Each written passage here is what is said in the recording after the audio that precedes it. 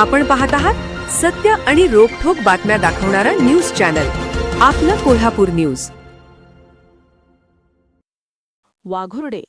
वाघोर्डे येथील कविता रावण हिच्या रक्षाविसर्जन वेळी नातेवाईकांच्यात वाद निर्माण झाल्याने कळे पोलिसांनी चोख बंदोबस्त ठेवला होता। दरम्यान या विवाहितेच्या आत्महत्या प्रकरणी पतीसह तिघांना कळे पोलिसांनी ताब्यात घेतले आहे।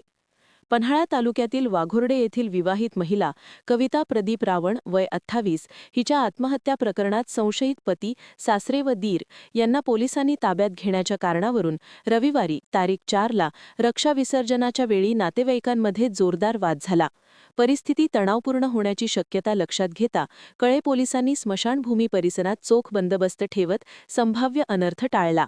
दरम्यान शनिवार तारीख 3 रोजी कविताचे वडील सुरेश शिवराम हिरडेकर यांनी ही आत्महत्या नसून पती, सासू-सासरे व दीर यांनी घातपात केल्याचा आरोप करत कळे पोलीस ठाण्यात निवेदन दिले होते।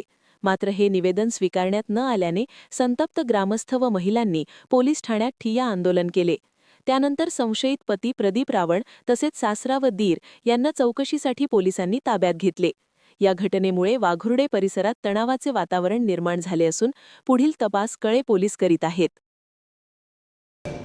परवा जे आपल्याकडं आकस्मिक मृत्यू प्रकरण दाखल झालेलं आहे त्यातील कविता प्रदीप रावण यांच्यावरती काल पीएम झालेला आहे आणि त्यानंतर तपास सुरू आहे।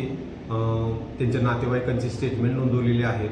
त्याचबरोबर आता मुलीच्या सासरची मंडळी यांच्याकडे नवऱ्याला आम्ही ताब्यात घेऊन त्याच्याकडेही चौकशी करत आहोत आणि तिचे सासरे, भाऊ या सगळ्यांच्याकडे चौकशी करून चौकशीत तिचा घातपात झाला आहे किंवा तिनं आत्महत्या केलेली आहे हे निष्पन्न झाल्यानंतर आम्ही तात्काळ गुन्हा दाखल करून पुढची कारवाई करणार आहोत। ओके।